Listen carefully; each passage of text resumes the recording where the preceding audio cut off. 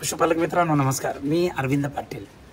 मित्रांनो, म्हैस पालनामध्ये जनावरांच्या आहारामध्ये पशुखाद्य काय असावं, चारा काय असावा आणि छोट्यातला छोटा व्यवसाय जर करायचा असेल मग तो 4-5 म्हशीचा का असाना तर तो कशा पद्धतीचा असावा, तर याच्याबद्दलचा हा संपूर्ण व्हिडिओ आहे. हा व्हिडिओ तुम्ही शेवटपर्यंत बघा, तुम्हाला खूप आवडेल. मनापासून माहिती या ठिकाणी द्यायची आहे की ज्यांना 2 जनावरांच्या पासून किंवा 2 म्हशींच्या पासून सुरुवात करायची आहे तर त्यांनी सुद्धा या ठिकाणी अशा पद्धतीचं करू शकता. तर मित्रांनो, आपण एवढे पैसे देऊन आपण इतर राज्यातून आपण हे जनावर खरेदी करतो, पण ज्यावेळेला आपल्या गोट्यामध्ये आणून बांधतो त्यावेळेला त्या अशा बंदिस्त गोट्यामध्ये बांधतो की त्या एकदम अंगानं पांढऱ्या फटफटीत होतात आणि मग त्यांची मानसिकता अशी होत नाही की दूध द्यावं किंवा त्याचबरोबर ते आनंदी राहावं. मग आनंद कुठं तर हिरावून घेतल्यासारखा वाटतो. असं का वाटतं तर व्यवस्थापनात आपल्याला झालेलं चुकतं. तर आपण आता हा व्हिडिओ बघूया की कशा पद्धतीने या ठिकाणी पशुखाद्यामध्ये आणि व्यवस्थापनामध्ये काय काय केलं जातं. मित्रांनो, काहीच नाही. पुढच्या बाजूला एक गव्हाण बांधलेली आहे आणि ही वयस्कर जनावर फक्त ब्रीडिंगसाठी वापरलेले आहेत, ज्यांची दूध 8, 16, 17, 18 लिटर दूध देणारे अशा म्हशी पाळलेल्या आहेत. समोरच्या बाजूला बघितलं तर गव्हाचं फक्त आणि फक्त भुसकटच आहे आणि त्या ठिकाणी ते ओलं केलेलं आहे. ठसका लागणार नाही किंवा काय नाही. याच्यामध्येच चक्की आहे गिरणीची, त्याच्यामध्ये थोडंसं पीठ मारलं की अगदी आनंदानं. आता हे रेडको बघा की आता हे रेडको अगदी वाळलेला आनंदानं खायला लागले. मग आमची जनावर का खात नाहीत? मग आम्ही चारा पिटवून का टाकतो विदर्भ आणि मराठवाड्यामध्ये? हा चारा आमच्याकडे वापरला जात नाही. ह्याच्यामध्ये सरकी वगैरे भिजवून टाकतात. आणि हे जनावर बघावं किती म्हणजे एकदम हेवी जनावर. काय आहे याच्यामध्ये? काहीच नाही. हिरवा चाऱ्याचा एक कण सुद्धा नाही. मग आपल्याकडं का जनावर माझावर येत नाहीत? मग आपली का जनावर दूध येत नाहीत? का दुधाचा फॅट लागत नाही? या सगळ्या गोष्टी अतिशय महत्वाच्या आहेत. इसने भैंस ने कितना दिया है? 15 किलो मैच तैयार दिया पिछले ब्याह में। एक आएगी इसका 1-2 दिन रह रहा है। हाँ। अब ये कम से कम 17-18 किलो तो दूध देगी। ये घर के दूध खाने के लिए रखे हैं? हाँ, ये दूध खाने के लिए। ये इसका पाड़ा है, पाड़ा रेड़ा। हाँ, रेड़ा। ये रेड़ा है इसका। हाँ, ये बजरंगी का है। बजरंगी का है। हाँ हाँ हाँ हाँ। अभी इसको बजरंगी का इसका लगवा। हाँ हाँ हाँ। कटिया आती है तो रखे नहीं कटिया। एक नंबर खास. म्हणजे यांनी काय केलंय, ब्रीड तयार केलंय. म्हणजे समजून घ्या, बियाण्यासाठी ज्या जुन्या म्हशी आहेत त्या ठेवलेल्या आहेत, त्या 5-5, 6-6 वेताच्या, 8-8, 10-10, 12-12 वेताच्या, कारण त्यांना ब्रीडिंग करून घ्यायचं आहे. आणि हा पशुपालनाचा धंदा नाही आहे यांचा. म्हणजे ब्रीड तयार करणे आणि पैसे तयार करून राज्यामध्ये दूध विकणे. लक्षात असू दे तुमच्या सगळ्यांच्या. हे दूध खाण्यासाठी 8-8, 9-9 लिटर दूध या ठिकाणी घरामध्ये लागतं. तर हे सगळ्यांनी समजून घ्या. मी व्हिडिओच्या माध्यमातून खूप चांगली माहिती तुम्हाला देतो. हा व्हिडिओ शेवटपर्यंत बघा. उन्हाला बांधल्यानंतर संध्याकाळी इथं असं बांधलं जातं. इथं रबराच्या गाद्या, वरती फिरणारे फॅन आणि एकदम त्याची सेवा चांगली, म्हणजे अतिशय एखाद्या पाहुण्याला पाहुणचार करावा अशा पद्धतीचं या ठिकाणी हे सगळं नीटनेटकं असं नियोजन आहे. आता ह्या ज्या म्हशी आणि हे जी छोटी बाळं चाललेत यांच्या पाठीमागं मालकच नाही. मालक आहे घरामध्ये. आता ही जाणार तलावात 2-2 तास या ठिकाणी बसणार.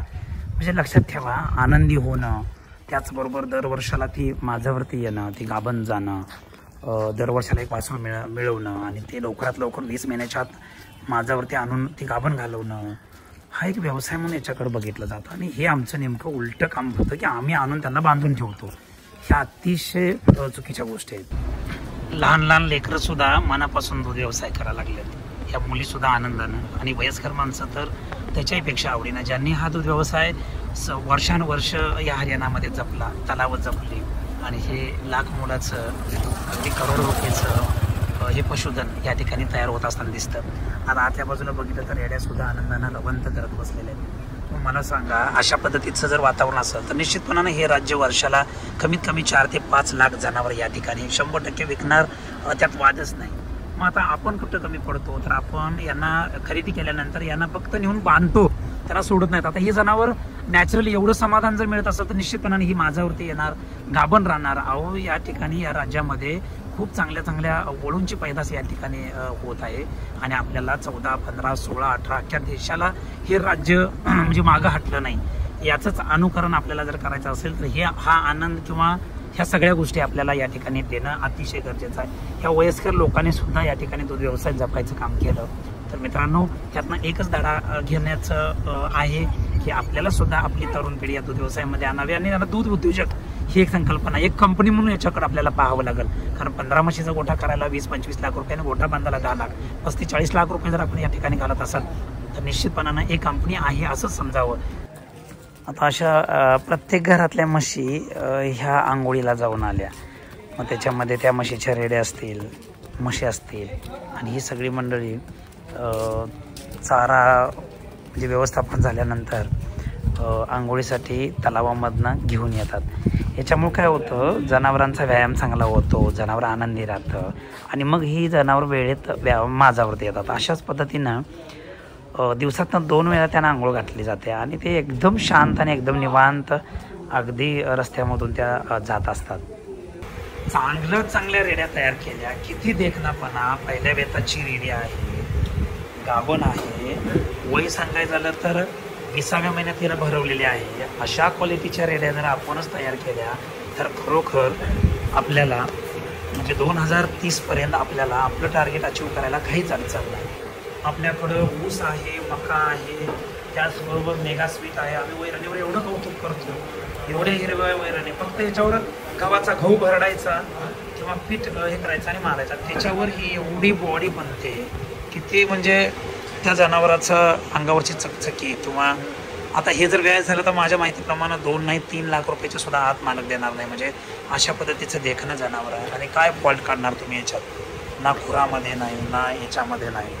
म्हणजे बघा एवढं म्हणजे सुक्या चाऱ्यावरती एवढं. मग आमचा विदर्भ, आमचा मराठवाडा या ह्याच्यामध्ये का एवढा चारा असून का अशी जनावर तयार होत नाही, तर मार्गदर्शनाचा अभाव आहे. तर यासाठीच आपला प्रयत्न असा आहे की सोशल मीडियाच्या माध्यमातून तुम्हाला या ठिकाणी चांगलं प्रशिक्षण द्यायचं, तुमच्यासाठी ऑनलाईनचे प्रशिक्षण घ्यायचे, तुम्हाला चांगलं मार्गदर्शन करायचं, चांगलं ब्रिडिंगवरती. उद्देश एवढाच आहे की आपल्याला ह्या ठिकाणी अशा पद्धतीच्या गोट्यामध्ये रेड्या तयार झाल्या पाहिजेत. अगदी खाऊच्या पानाच्या आकाराचं कान आहे, एकंदरीत बघावं किती सुंदर, किती देखणं, किती डोळ्यापासूनचा नाकापर्यंतची किती लांबी आहे बघावं. म्हणजे खरोखर ह्याला म्हणायचं ब्रीड, याला म्हणायचं हरियाणाचे प्युअर मुर्रा. आणि ह्या वयस्कर मशीनच्याकडनं ह्या अशा पैदाशी तयार करून घ्यायच्या, जेणेकरून ह्या 9-10 वेतापर्यंत तुमच्या गोठ्यातले कुठलीही जनावरं विकू नका. 3 थानाची जरी असेल, समजा उदाहरणार्थ अशी एक मुर्रा म्हस आहे आणि 4 थानं होती, तिची 3च थानं आहेत आणि आता ती 5-5 लिटर देते, तरी पण देऊ नका, अशी माझी विनंती आहे महाराष्ट्रातल्या प्रत्येक शेतकऱ्याला. तुम्ही ते जपा, त्याच्याकडून ब्रीड तयार करून घ्या. इथं 14-14, 15-15 वेताच्या म्हशी या ठिकाणी इथं ठेवतात. म्हणजे इतकं प्रेम केलं जातं. 15-20 वर्ष, म्हणजे 20 वर्षाला जर एक डुई म्हणते, डुई एक पैदास होते, आपली एक जनरेशन तयार होते, तर त्या ठिकाणी आपल्याला अशाच रेड्या तयार कराव्या लागेल. शेणाला सुद्धा अगदी बघा तुम्ही, अजिबात पातळपणा नाही, म्हणजे इतकं रवंत चांगले, इतकं सुंदर शेण. पण मी तिथं बारकाव्यानं खाद्याचं सुद्धा बघितलं. तर या ठिकाणी तिथं सरकी बघायला मिळाली, ज्याच्यामध्ये 9% ऑइल आहे. म्हणजे याच्यामुळं फॅट आणि प्रोटीन चांगलं येतं, म्हणजे जनावरची तब्येत. दुसरी गोष्ट आहे याच्यामध्ये सोयाचं वरचं म्हणजे त्याला आपण काय चोकर म्हणूया किंवा भुसा म्हणा, सोयाबीनच्या वरचं हे सुद्धा आता त्यांनी घालायला चालू केलं. आणि या सोयाबीनमध्ये तर आमचं माहेरघर आहे महाराष्ट्र. म्हणजे सोयाबीनचं वरचं सुद्धा छिलका सुद्धा या ठिकाणी वापरण्यात आलेला आहे, कारण जनावरांच्या दुधामध्ये चांगलं प्रोटीन आहे. या ठिकाणी बघितलं तर छिलका म्हणजे हरभऱ्याचं वरचं टरफल या ठिकाणी घातलेलं आहे. म्हणजे दलिया हे सगळं मिक्स करून या ठिकाणी गव्हाचा भुसा आणि गिरण पण आहे. या ठिकाणी गूळ सुद्धा बघितला तर गूळ चेचून घालायला गूळ, लोणचं, हे लोणचं सुद्धा खारं, म्हणजे जनावरांच्या तोंडाला एक वेळा चव येते म्हणून काय वापरायला लागलेत हे हरियाणावाले. हे खरोखरच म्हणजे याचं अनुकरण आपण करणं ही काळाची गरज आहे. याचाच अर्थ असा आहे मित्रांनो की पशुपालनामध्ये असं काही तंत्रज्ञान आणायला पाहिजे किंवा अशा काही गोष्टी आपण समजून घेतल्या पाहिजेत की ह्या दूध व्यवसायामध्ये निश्चितपणानं या ठिकाणी आपल्याला काही नाही काहीतरी बदल किंवा तुम्ही अपडेट व्हायला पाहिजे. सुक्या चाऱ्याचं प्रमाण वाढवायला पाहिजे. यानं काय होतं, जनावरांच्या दुधाचा वास कमी येतो आणि सगळ्यात महत्त्वाचं काय, पोटामध्ये सुक्या चाऱ्याचं प्रमाण चांगलं व्यवस्थित असल्यामुळं काय होतं, रवंत चांगली होते. त्याचबरोबर जनावरांच्या दुधाचं फॅट पण लागतं, जनावरांची पोट भरलेल्याची जाणीव होते आणि जनावरांची खरोखरच तब्येत चांगली होते. आणि म्हैस पालनामध्ये जर तुम्हाला काम करायचं असेल, यशस्वी काम करायचं असेल, तर यासाठी आपल्याला गव्हाचं भुसकट असेल, ज्वारीचा कडबा असेल आणि अन्य काही तुमच्याकडे जे असेल त्या पद्धतीचा आपण सुक्या चाऱ्याचा वापर केला पाहिजे. आणि सगळ्यात महत्वाचा विषय काय, जे आपण पशुखाद्य म्हणतो, तर सगळ्यांनी लक्षात ठेवा, या ठिकाणी ही पशुखाद्याची रास आहे. या ठिकाणी हे बघा किती सुंदर त्यांनी या ठिकाणी तयार करून ठेवलेला आहे. याच्यामध्ये सरकी पण या ठिकाणी ठेवलेला आहे प्रत्येक म्हशीला. आता इथं ज्या म्हशीचं पालन केलं जातं किंवा म्हैस पालन केलं जातं किंवा तुमच्या गोठ्यामध्ये असणाऱ्या म्हशी किंवा गायी, एक लक्षात घ्या, गोळी पेंडवरती जरासं आपण लक्ष थोडंसं कमीच करूया. असं म्हणण्याच्या पाठीमागचं कारण काय, तर सरकी पेंडचा वापर हा 1.5 ते 2 किलो पर्यंत असावा, कारण याच्यामध्ये प्रोटीन पण आहे आणि फॅट पण आहे. त्याचबरोबर तसं बघायला गेलं तर ह्यांनी सोयाबीनचा छिलका सुद्धा या ठिकाणी वापरायला चालू केलाय, छिलका. त्याचबरोबर हरभऱ्याची चुनी या ठिकाणी तुम्ही बघा, हरभऱ्याची चुनी पण या ठिकाणी टाकलेला आहे. त्याचबरोबर याच्यामध्ये दलिया पण टाकलेला आहे. या ठिकाणी तुम्ही बघू शकता, दलिया म्हणजे ज्याला आपण इथं आहे चुनी आहे. या ठिकाणी हरभऱ्याची छिलका सोडून चुनी पण आहे, त्याच्यामध्ये डाळीचे कण पण आहेत. त्याचबरोबर यांच्याकडे बाजरा पण खूप होतो. या ठिकाणी आहे बघा दलिया. आता याच्यामध्ये दलिया म्हणजे गहू, भरडलेला गहू, 5 प्रकार या ठिकाणी टाकल्यामुळं ह्याची कॉस्टिंग सगळी मिळून 30 रुपये वरती आलेली आहे. आणि इथं दुधाचा दर हा 80 रुपये 90 रुपये या ठिकाणी हरियाणामध्ये केलेला आहे. तर मला असं म्हणायचं आहे, तुमच्या आमच्या गोट्यातल्या गाई म्हशीला जर काही व्यवस्थापनाकडे लक्ष द्यायचं असेल तर सुक्या चाऱ्याचं प्रमाण जरासं म्हणजे वाढवा, जवळजवळ 40 ते 50% न्या. 50% चारा हिरवा वापरला तरी चालेल.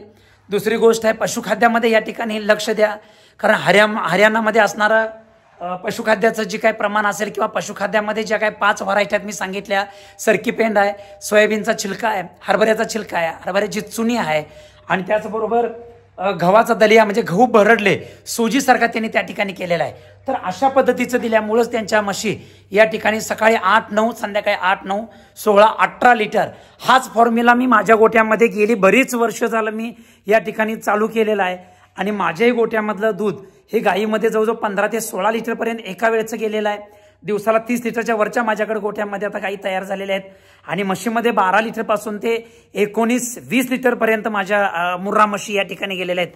तर मला विद्यार्थी मित्रांनो, पशुपालक मित्रांनो, तुम्हाला कळकळीची विनंती आहे, चांगल्या बियाण्यावर चांगलं काम करूया, चांगल्या वैरणीवर चांगलं काम करूया, पशुखाद्यावरती काम करूया, उत्पादन खर्च या ठिकाणी कमी करूया, आणि नवं तंत्रज्ञान या ठिकाणी आणून तरुणाला या ठिकाणी मार्गदर्शन करूया.